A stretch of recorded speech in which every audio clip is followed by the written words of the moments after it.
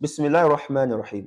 A couple of days ago, a lady asked me that if a woman loses a pregnancy due to the shock from the news of the sudden demise of her husband, would that imply that her iddah period is over?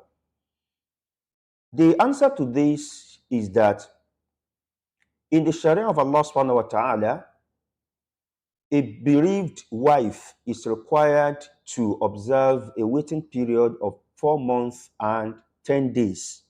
This is called the iddatul mutawaffa anha zawjuha. The evidence for this is contained in Surah Al-Baqarah, Quran chapter 2, verse 234.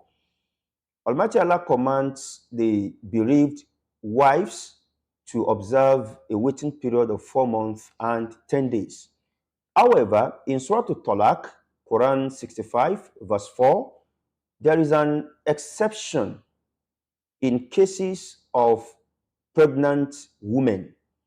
Almighty Allah says, as for the pregnant women who are bereaved, then their waiting period is until they are delivered of their babies. In the Sahih al-Bukhari and Muslim, there is a hadith that a lady named Subai'a al-Aslamiyya lost her husband while she was pregnant.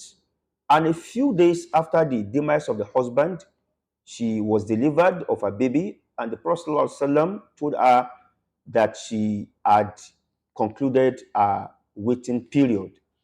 And on that note, he advised her to even get married in case she is ready to do so.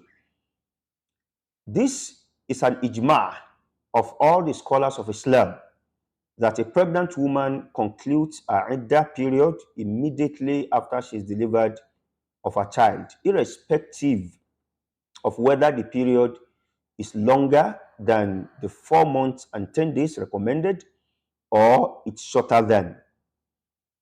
In this scenario, if a lady loses a pregnancy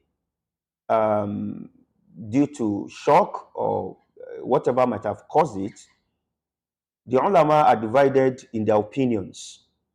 What seems to be the view of the majority of the ulama is that she would be free from observing the mandatory 4 months and 10 days waiting period if the pregnancy had started showing forms of a complete human. That's talking about the formation of the hands, the feet, and other parts of human beings. And if otherwise, then she is not considered to have been free from the waiting period.